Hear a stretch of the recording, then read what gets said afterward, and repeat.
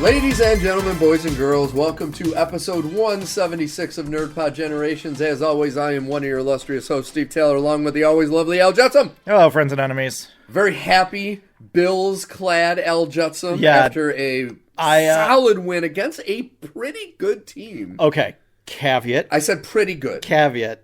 We're going to get into it because one of my watch play reads is just going to be football, yes, as has been the tradition for the last few weeks. Can you tell I'm obsessive? I went a little divergence already before we even start. I went to Target because I needed to look for Spider-Man magic cards. Not that I don't already have a ton of Spider-Man magic cards.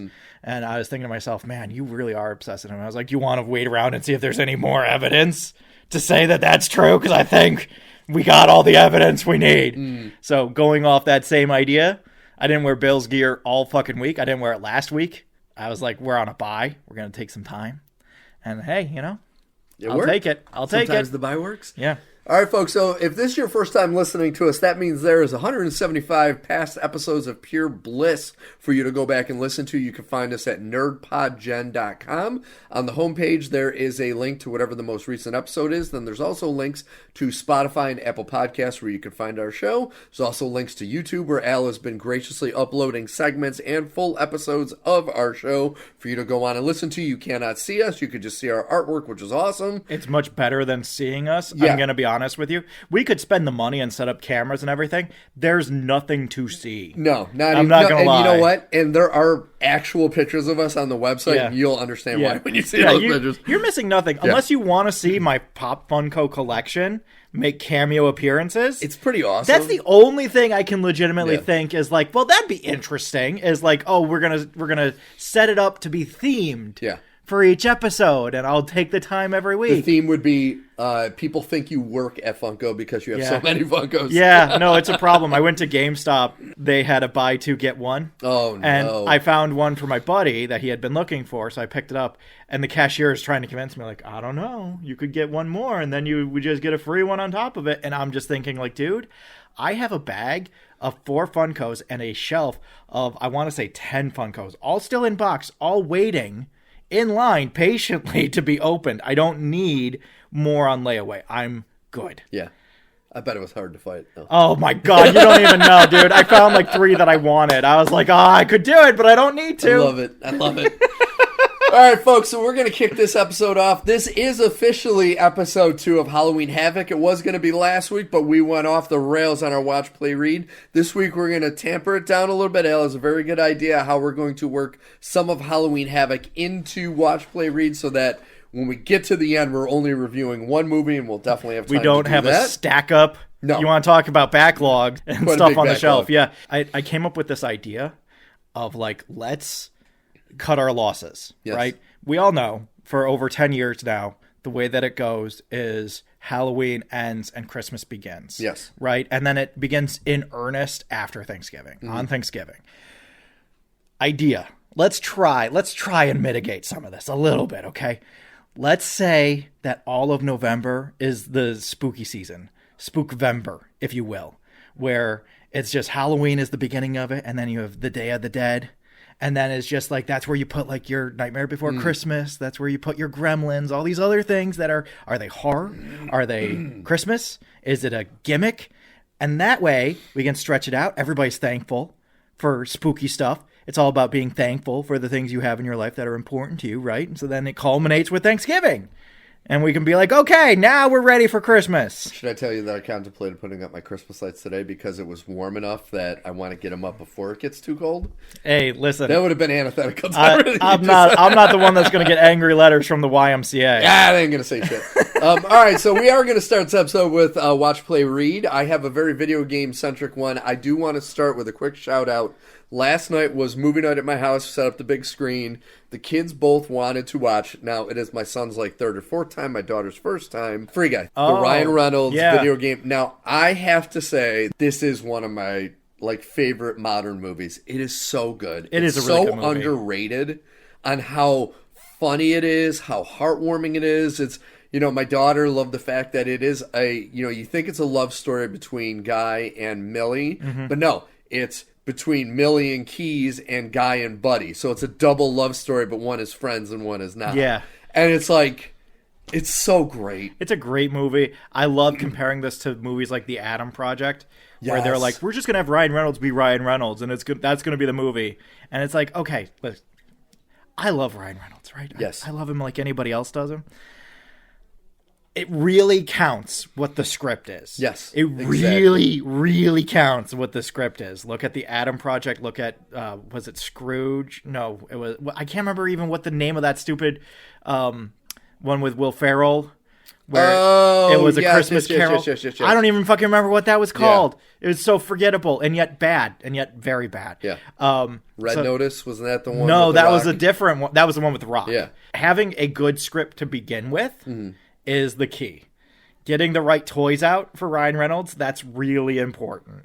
And Free Guy, it's so good. It goes like, you can tell that when that merger went through, that was one of the few things that merger really helped. It hurt a lot of stuff, but you know what? It did give us Free Guy, which isn't nothing. That's something. Yeah. And it gave my son to this day, as soon as Chris Evans says, what the shit? Yeah. When he pulls up the shield, my son loses it and laughs his ass off. And it is pretty awesome. And I'm like, you know what? I love that fucking movie. Oh, it's so good. It's a great movie. So just a quick shout out to that. I did want to touch on big news this week. They're putting out a remaster remake of the first Halo game. Really? And when the trailer ended, big splash, PS5 day one. What? That is the end of the console wars. Oh my god, it's over. I had always said as soon as Halo is on PlayStation. It's over. Yep. That's it. When Bungie leaves, that's it. You're done. Yep. You're done. You have no... How did Xbox fuck this? Well, what came out this week also... Microsoft has given the Xbox Game Studio an ultimatum saying you need to have a 30% profit. So that is why all the prices went up. Yeah. It's not Xbox, per se, the people who are running Xbox. It's Daddy Microsoft saying, nope, you're not making us enough money. Find a way to do it. Because Microsoft is classically about to go out of business. Yeah, I know. Seriously. It's so on the rocks that, like, how are they even keeping it up? It's almost like their past owner, can just lose $50 million and not know what happened to it. But sure, this needs to turn a profit. I think this is definitely the first big step in Microsoft becoming just a publisher. 100%, which is fine. Yeah. You know what? They're talking about all their new Microsoft games coming to the Switch 2 and to PlayStation. It's like, you know what? Just let Sony and Nintendo be the ones that make the consoles. It's just shocking to me. Yeah. It's because, like, I've been here the whole time. I watched the whole arc of this, right? I was around when the Super Nintendo came out, and that was like, okay, you have the Sega and you have the Super Nintendo. And obviously, stuff had happened before that. But I missed Atari. I wasn't around for the ROM age. Yeah. Of, like, Atari and ColecoVision. Exactly. I came around when Super Nintendo was rising. And that was such a huge moment because all the games looked great, but it still felt like playing a Nintendo game. And then the PlayStation comes out and it's like, oh, this is so different than anything Nintendo produces. And then the N64 comes out and you're like, oh, this is Nintendo trying to respond. And then Microsoft is like, cannonball. And they just invade the marketplace. Yeah. And everybody was like, I don't know. This is... And then Halo comes out and you're like, okay, you have a foothold. That's a big deal. Halo basically created the Xbox 360. Yep. And now, after all this time, it's not even like they're a bad company or they're producing bad content. It's not... I don't know what the problem is. The problem was the rollout of the Xbox One. Mm-hmm. That was such a catastrophic misstep on their part that they've truly never recovered from that. This is like a price point issue? Well, not only was it a price point issue, it was $100 more than the PS4. They had restrictions on sharing games. They said it was an always online console. Oh, yes. And then I believe his name was Don Matrix, who was running Xbox at the time, in an interview when they asked him, well, what if people don't have online? He goes, well, if you don't have online, we have another console you could buy called the Xbox 360. And that line decimated them. Killed them. How can it not? And the guy Phil Spencer, who runs Xbox now, he has even said that was the worst generation to lose because that is the generation where people built their digital libraries. Yeah. And PlayStation was so huge that people overloaded that it didn't matter what the Xbox Series X and S looked like. People had such a big library on the PlayStation. There were so many people that did. The PS5 obviously was going to take over. Yeah. And it's like, you're just screwed. And then you go to that bit that you sent me that was Xbox as an individual coming into this guy's house. Yep. And being like, the guy's just like, how are you going to kick me in the balls? And Xbox is like, I'm not going to kick you in the balls. I don't kick people in the balls. Why are you acting like I kick you in the balls? And then it's just a litany of all the things that Xbox has fucked up. Yep. And it's just like, guys. They truly fucked everything. How did you do that? I gotta say, the funny thing is, and PlayStation and Nintendo have both fucked up. Yeah. Nintendo fucked up harder with like the Wii U, but they were able to course correct. Yeah. PlayStation, their only fuck up was the PS3, which still ended up topping Microsoft in that generation. It was still a hit. It was still a hit. It was way too expensive out of the gate and blah, blah, blah. Yeah. So what I'm hoping Sony learns from this is there is talk of them doing a handheld. Mm-hmm. Don't fucking do it. Stick to the home console. You will be fine selling home consoles. Yeah. Leave the Switch handheld market to Nintendo, because where you and I both had serious concerns about the price of the Switch 2, now with like the Rogue Ally X, the Xbox version coming out at $1,000, and the Sony one, if they release one, it's going to be around that price range, that it's like, you're not going to be able to compare. Like somebody had said the Steam Deck, which is the biggest PC handheld right now, is still sold like less than the Wii U in its life. And it's like, dude, it is a niche market that Nintendo is crushing it right now. Yeah. Leave them with that. You do home consoles. Let Microsoft flood the market with games. Everyone's happy. Nintendo literally invented the market as it currently is. Like absolutely. I know Tiger and all these other companies that had handheld games. I bought so many of those and they suck so bad. But like Nintendo, when the Game Boy came out, that was its own completely new animal. Yep. And I look at Xbox and I'm just like, it reminds me of the Halo series. The Halo TV series, where you're just like, guys, you didn't have to do X, Y, and Z. Yeah. You fully self-immolated on this. Nobody told you that you had to do this, this, and this.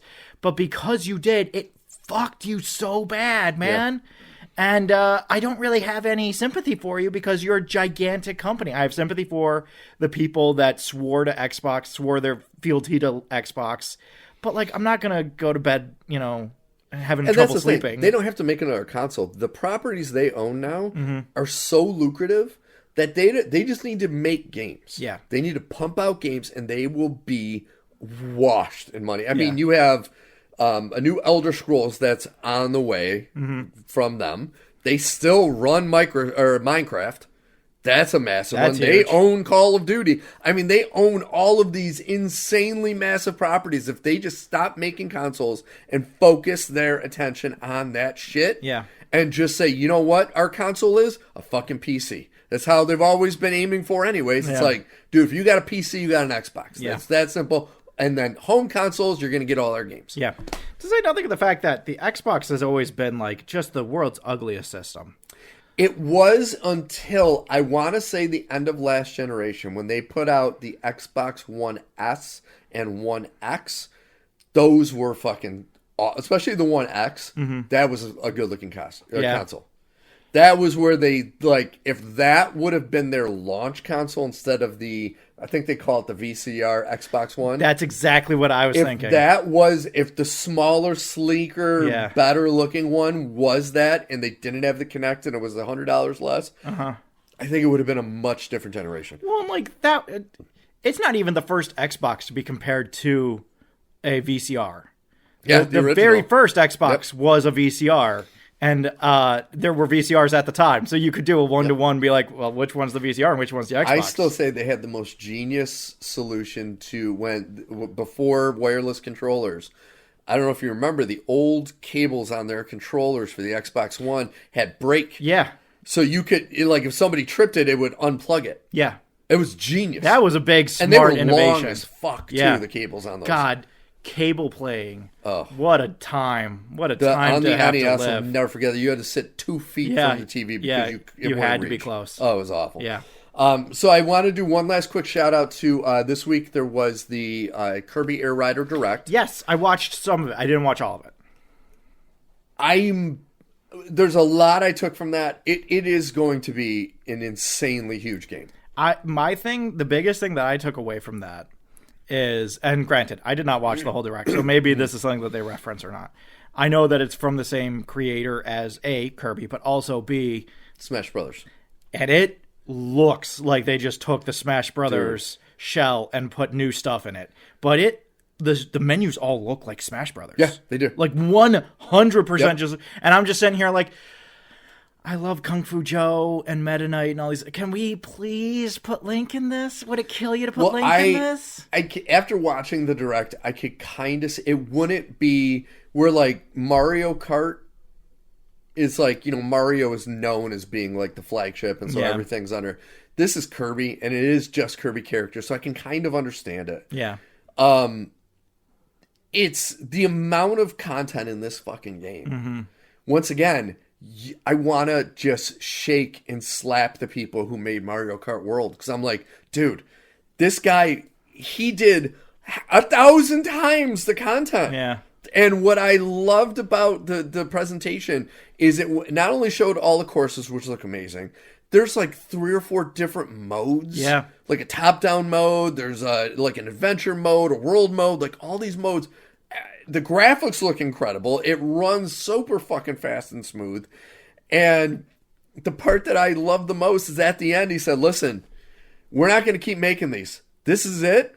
This is the last game. There's no DLC. When you buy this game, you're getting it. And I'm like, something about that was kind of refreshing. Yeah. Where it's like, I'm not going to be like down the line for a game that I think is incomplete. Somebody saying, oh, we're here $30 more. Yeah. You get a complete version of the game. It's like, yeah. I don't Which want that. Nintendo has kind of done a few times. They've been doing that a lot lately. Where it's just like, oh, the game needed a little bit more oomph, and so we gave it a little bit more oomph in the DLC, which is fine. The reviews in the house are in on Pokemon Z to A, and they're very middling. They're extremely middling in like I don't want to say it's bad, but it's not good kind of way. And one of the things that we were talking about when we were going over everything was they have announced a DLC that's coming out.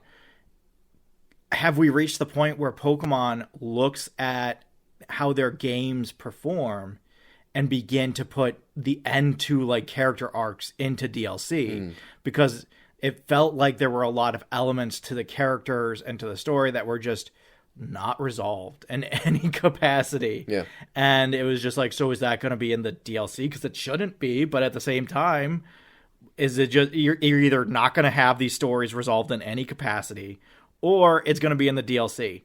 Both are intolerable. Yeah. And I heard a great analogy this week. Somebody compared Pokemon to Madden. Yeah. They're like, until you stop buying it, they're just going to put out this shit once a year, and you're going to fucking buy millions of copies. Yeah. And until you stop, they ain't going to fucking change. Yeah, the review that we got was, mechanically it's fun to play. That's what I've heard. But the story pales in comparison to Arceus, and the limitation of the city is insane. Yeah. It is just to the point where you're like, so what's the point of all of this then? Why this? Why do it this way? Why knowingly limit yourself? The fact that some of the puzzles aren't puzzles. They're more cutscene than puzzles. And it's just like, and on top of everything else, the graphics fucking suck. Yeah. The most damning thing that I've seen was a TikTok Kelly sent me, which was a guy looking at his reflection in a window. Obviously, because they didn't actually build any of these buildings, you can't see through the window inside. You can't go inside. You can see yourself, and you can see all these buildings behind him, except that he's on top of a roof and there's no buildings behind him. Yeah. So they've just inputted a general background into all the reflections that is not actually what is in the area around you. Yeah. And it's just like, how? And then you find out that one of the reasons we talked about that leak that came out last week, more information on that leak one of the things that the Pokemon Company has said is that the reason these budgets are so low is in part because they're suing Pal World for $50 million. And Pal World is just Pokemon, but with guns. And so you capture Pokemon like creatures. Some of them are more Pokemon-like than others. Very much so. There's a reason why there's a lawsuit in some ways. But that being said, the Pokemon Company way overreacted in that they want any capture and fight monster game to be copyrighted under the Pokemon guise. And it's like, no, you can't. This is like the people that tried to trademark reactions on YouTube. It's like, you can't. That's not a thing. You can't just say, oh, anybody who does this kind of video, they have to pay us first. No. But it's also asinine for them to use that as the excuse why the budgets are so low. Yeah. It's like, dude, you made $1 billion off the last fucking game that cost you $10 million to produce. Say with the advertising you're at $50 million. Yeah. You can't fucking you can't lie. And the frustrating thing about what you're saying with the city, if you go back and look at Grand Theft Auto Vice City on the PS2, that city has more character and content than this fucking thing does running on the Switch. Even if it's the OG Switch, which is still far better than the PS2. There's no excuse for it. It's just a world of blanks. Yeah. Blank buildings and blank people and, like, the facade of Pokemon. Yep. But when I was talking to Steve, who was playing it, not you, Steve, but the other Steve, he said that he hadn't encountered any really giant Pokemon yet. He had encountered, like, Onix and Gyarados and Steelix. Yeah. And that's, like, nothing. That's nothing, man. You want me to... That's nothing. I can't go off of that, dude. And I get it, the promise of, like, I think it's promised to have 230 capturable Pokemon in it. I'm just like, I don't know, man. I'm not saying you're wrong. I'm saying that a lot of these Pokemon games boost their numbers with legendary Pokemon that are extremely hard to find. And so you get like 10 to 15 of those. I don't know, man. I'm not convinced that this is going to be a good game or even a decent game. I think this is a bad game. Yeah. And I think people just need to stop buying it. If like the hardcores really want to keep buying it. But I think like anybody who's just looking for something to get their niece or nephew for Christmas, don't get them Pokemon. No. Get them something else. Because you're feeding the bad side of the juju. Number one game right now in sales in the world is the Switch version of this game. Yeah. So it's going to sell 20 million easy. It is the largest fandom of all. The enormity of Pokemon, the ubiquity of Pokemon, and how long it's been around. And you're just like, and this is what you're doing with it? Yeah. This is how you're doing stuff? I can't stand it, man. This sucks. And I want to do one final shout out. I when I was watching the video, I had the chat on when I was watching the Kirby Deluxe. And I am tired of this bitching and moaning from people who are like, oh, the Switch 2 has no games. Okay. Let's say we ended in December, so that's 6 months that the Switch 2's been out. We got a new Mario Kart, not great, but people like it. A new Donkey Kong, a new Pokemon. We're getting a new Zelda, the Age of Calamity. Yeah. We're getting the Kirby Air Riders. We're getting Metroid Prime 4. We got Hades 2, which was a Switch 2 exclusive, which is awesome. You cannot tell me another system in this first 6 months of its launch. No. It's just, it doesn't have... The first Switch, everyone got so spoiled because you got Breath of the Wild, you got Mario Kart 8 Deluxe, and you got Mario Odyssey. It's like, okay. Yeah, that was all in 2017. That's a once in a fucking lifetime where you're going to get that kind of drop. And where they're all going to be that good. Yeah. How many times has it been like, oh, even Nintendo, they would come back years later and be like, okay, here's what we're doing, guys. It's Pikmin and Splatoon year. And it's like, oh, okay, I'll see you next year then. I don't care about Pikmin or Splatoon. And nothing I see here is like, I gotta check out Pikmin and Splatoon. But also, like, you have all the third-party games that are also still available on Switch 2, which now finally has a processor that can run third-party games. Yeah. So, like, the new Hollow Knight is on Switch 2. Like, there's stuff that don't come to me like, oh, Sony came out with, like, God of War 8 and Assassin's Creed Ultra and Spider-Man No Way to Tomorrow and fucking they bought Halo. And, like, they didn't do all those things when the PS5 came out. Yeah. They won't do all those things when the PS6 comes out. And I'm tired of the argument of, well, now the Switch 2's out, you got to stop making games for the Switch. The Switch has sold 150 plus million fucking. You cannot stop giving content to the people that bought 150 fucking million of them. You got to keep putting out content for them too. Yeah. And it's like a lot of these games are Switch 2 exclusives, like the Mario Kart, the Donkey Kong. The Zelda, the Metroid, the Pokemon, those are all going to be Switch 2. Metroid, but it's not, I don't think the Metroid's a Switch 2 Oh, in terms exclusive. of like Switch 2, Switch 2? Yeah. So, but if you're going just Switch 2, like I said, you got Mario, you got Donkey Kong, Kirby Air Riders, I believe is Switch 2 exclusive. And I think the Zelda game is going to be a Switch 2 exclusive I believe because so, they couldn't get it to run. That was one of the reasons that we wanted to get it. So that's still 4 fucking bangers on the Switch 2 in 6 months. Yeah. Exclusives to that system. So and shut the fuck up. Going back to what we talked about with Nintendo's current way of doing things, that's what the new Zelda game is. Yeah. All the things that they decided they didn't have quote unquote time for in Tears of the Kingdom, they're all going to be in this. Yeah. And so like that was a huge complaint on my part. It still is. I will mock Nintendo relentlessly for this because it is. I'm glad they're doing it. I'm also sitting here like so many other Marvel projects, it doesn't count unless it's in the movie. I don't want to hear about, if you look at it this way or fan theories or all these other things. I don't want secondary publishing. I don't want to be like, oh, well, if you look at this movie and then you look at its sequel, it makes it better. No. You had the shot. If you didn't get it in, you don't get to be like, well, but then 3 years later I came out with this and it makes it better, right? It's like, no. I will accept this, but it is not a substitute for what you presented me. I got you. And so I'll be very curious just to say that while I love Nintendo, there are decisions that they make that leave me perplexed at best and dreading at worst. One of the things I loved about the Kirby Air Riders upfront was just that they had a different energy to everything. Yes. All the Nintendo upfronts have you wouldn't even know that it's an entertainment company. I get it. I'm not going to go into why. Everybody knows why, but it's so dour and focused and serious. And then you have at the very beginning, the creator is at this off angle where he's at this 1/3 turn. You're like, okay, that's weird. And he does the whole, oh, I didn't see you there. Sakurai's awesome. I fucking love Sakurai. The attitude, the lightness that he brings, it's so much more fun when he's introducing the top-down mode and he's like, listen, I knew we were going to get hate if we didn't put this in, but we didn't have time. And it's really tough when you're making game and sacrifices have to be made. And then we decided, screw that. We're going to put it in anyway. It's just so great. And it's I appreciate that man. For those of you who don't know, when he made Smash Ultimate, he said it almost killed him. Yeah. Because if you look at the amount of content in that game, it's fucking mind-bending that game ran as smoothly as it did on the Switch 1 with all the content.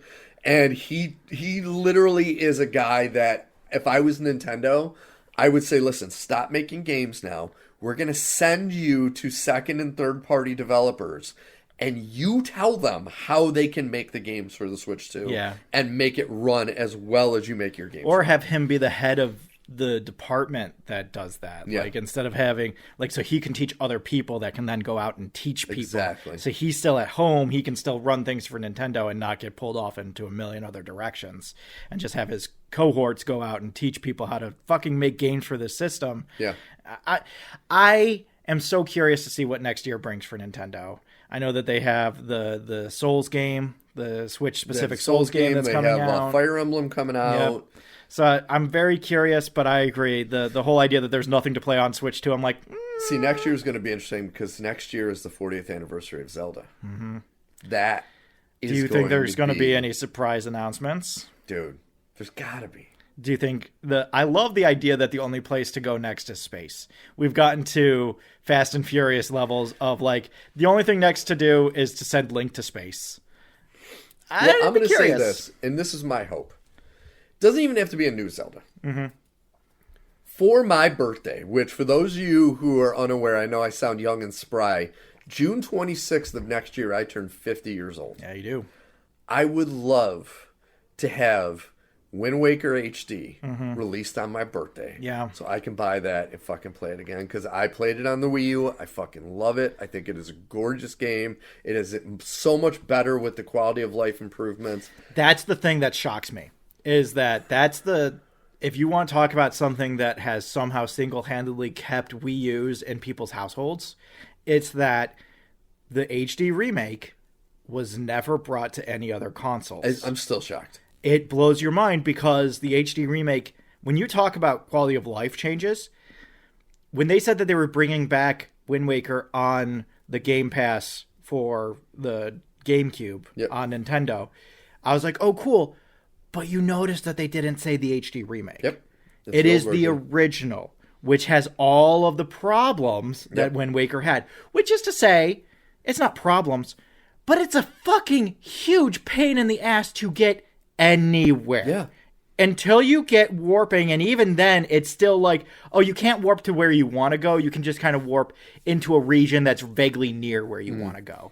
And a handful of places that you go regularly will have warp points. And it's the old aspect ratio, and it's not the nice cleaned up version. Like, that version on Wii U was gorgeous. Exactly. And they never did any... It was popular. It sold well. People speak highly of it, and they never did anything with it. They have to put it out. They have that to. and Twilight Princess, because that was that was also the HD remake they did on the Wii U. Another game that drastically needs quality of life changes. And I believe, there's always been this rumor that they just have it sitting on a shelf waiting. Yeah. Break in case of emergency. They would sell tens of millions of copies of Wind Waker HD if they released that. I don't think it's much Twilight Princess, because that one, I personally love that game. It was the first game I got on the Wii, and I played that for fucking ever. I love that game once it gets started. Exactly. It takes so... Yes. We were complaining about the 2-hour tutorial in Pokemon. Yeah. It's like a 5-hour tutorial before you get to the point of like, okay, can I ride around the world now? Yeah. I finally did the first 2 dungeons, and now I'm done with the tutorial. Right? And I can just do stuff? Okay. But it's grueling. Yeah, once you get through that, grueling. Though, it's awesome. It's a great game. Yeah, the dungeons are so good. That water dungeon is so fun and challenging, and like the whole game has this weird, almost Tim Burton, like it's beautiful and haunting at the same time. Yep. Some of the people are not good to look at. No. But like at the same time, you can tell what they were trying to do, which was continue the joy of Wind Waker in the form of Ocarina. Yep. And they did a good job. I gotta say, even above Breath of the Wild, the Twilight Princess was probably my favorite Zora's Domain. Yeah. It was... I still remember, like, I have flashbacks of that. It was so beautiful and so well done. I just love any space where you can do the I'm still falling. Yes! You jump off something and you're like, I'm falling. I'm still falling. Yeah. I'm still falling, and then you hit the water. Which I gotta say this. There are 2 games that I have brought over to the Switch 2 from the Switch. One was Xenoblade Chronicles X. Runs like there's no load time, so like everything runs so smooth. The other one was Mario Kart 8 Deluxe, which I have been playing ever since I got rid of Mario Kart World. Not only is it there's no load times on Mario Kart 8. Mm-hmm. The graphics look better. And there is a Donkey Kong Mountain where you go down a slope and you hit a jump, and it does feel like you're actually flying. It was so fucking good. Yeah. But that's all I got to say. I just had to